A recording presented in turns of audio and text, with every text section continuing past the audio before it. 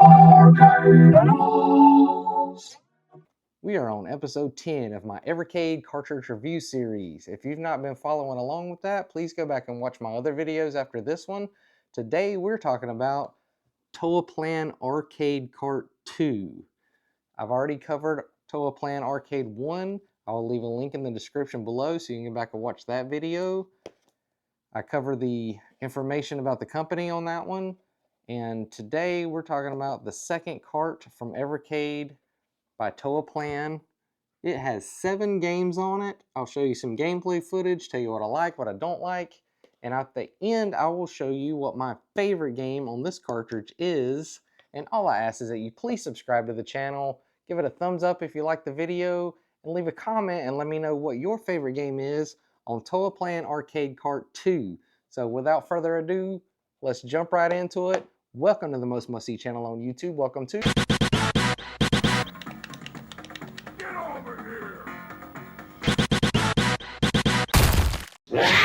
Animality. You gotta give him that hawk too and spit on that thing, you get me? This 1989 vertically scrolling shmup had a unique feature unlike other games in the genre. In Twin Hawk, for 1 or 2 players simultaneous, move your airplane with the D-pad, fire with the B, turbo fire with the Y, double tap the A for a bomb, and press A once to call in air support. That's right, instead of the usual screen-clearing bomb, dispatch the anti-conquest flying corp from Oasis Town S and witness your squadron lay down support fire and even dive bomb when they're hit. With no flying enemies, just worry about dodging what's shooting you from the ground or sea. The squadron feature is pretty cool, but I found that half the time I called them in I was already dead or about to be, which didn't really help me. It's a 3 strikes and you're out game, but you can still continue where the game over screen popped up. I do like that your plane turns orange when hit before blowing up.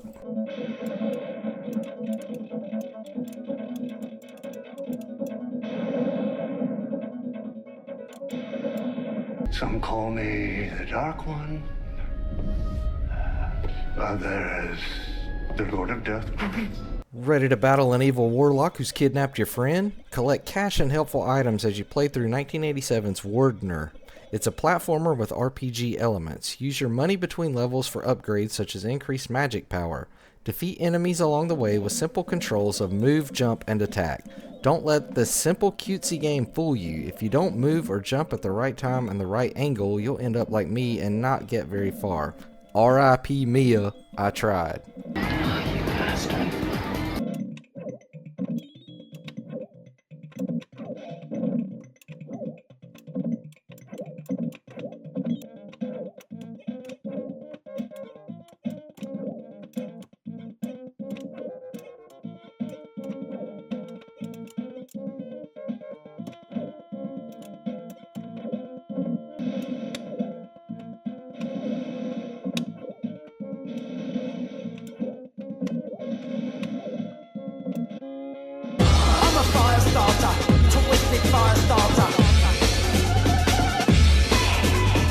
Hellfire from 1989 is Toaplan's first horizontally scrolling shmup. 1 or 2 players can simultaneously pilot the space battle machine known as Hellfire in pursuit of the bad guys.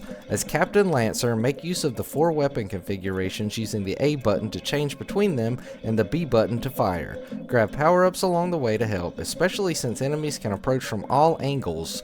Navigate through the puzzle-like levels and save humanity. It may have been well received back then, but I'm not a fan. It's hard figuring out what's background and can be flown over versus a boundary that you'll run into, and by the time you cycle through 4 weapons with 1 button to find the one you need, you no longer have the shot, as well as knowing what part of certain enemies can even be shot.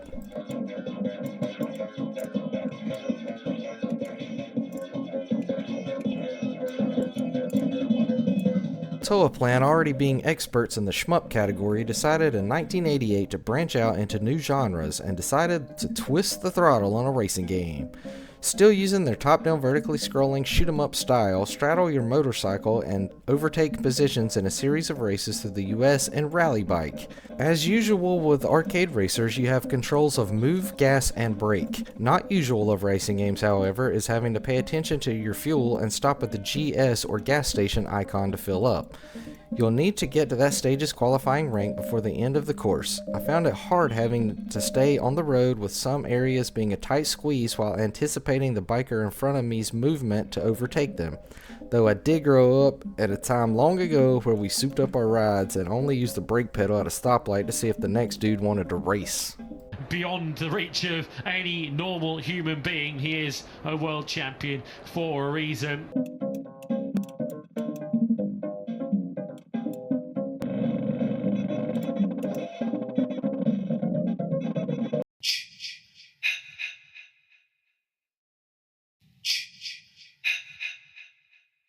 The 1980s is the golden age of horror movies. It's no surprise that rounding out the decade in 1989, we get this horror-themed auto-scrolling platform game called Demon's World. 1 or 2 players simultaneous play the role of a ghost hunter fending off enemies by shooting them or bouncing on their heads. It has simple controls of move, shoot, and jump or double jump with a double tap. Grab colored icons to change weapons, and collect 3 P icons for a shield. I really like the theme of this game, but with the auto-scrolling screen forcing you into bad situations and not letting you think before pushing you into an onslaught of enemies, it's too frustrating for me.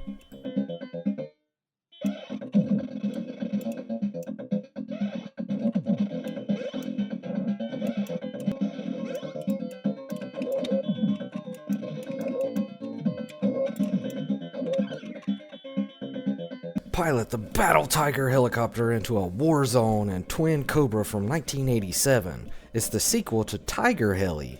Move with the joystick, bomb with the A, fire with the B, and turbo fire with the Y button as you navigate this vertically scrolling shmup.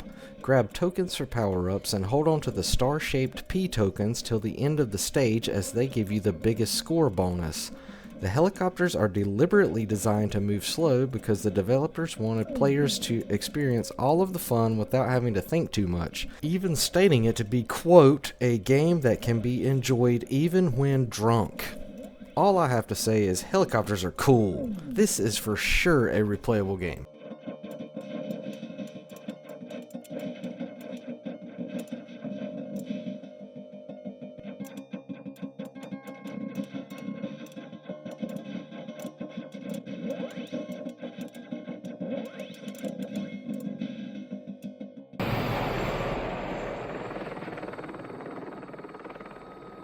Catch you later.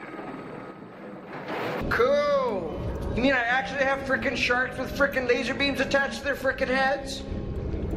You're the best evil son an evil dad could ever ask for. So my favorite game on this cart is from 1989. It is a game that was originally too difficult for Japanese players. 1 or 2 players can take on Fire Shark, another vertically scrolling shmup where you gather different colored power-ups as you battle the strange fleet armada. Pilot the world's most powerful biplane as you bomb, fire, or turbo fire. Players were getting too comfortable with Flying Shark, so developers created a more difficult game with Fire Shark to keep those quarters dropping. I'd say they achieved that because this game is hard.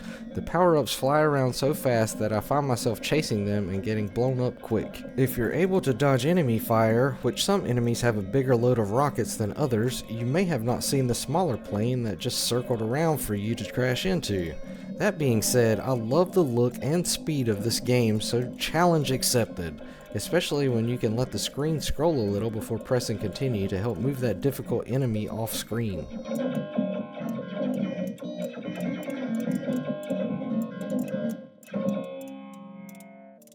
So if you want to be an official arcade animal, hit that subscribe button. If you like the video, give me a thumbs up and comment and let me know what your favorite game is on Toaplan Arcade 2. And as always, thanks for watching and we'll catch you on the next one.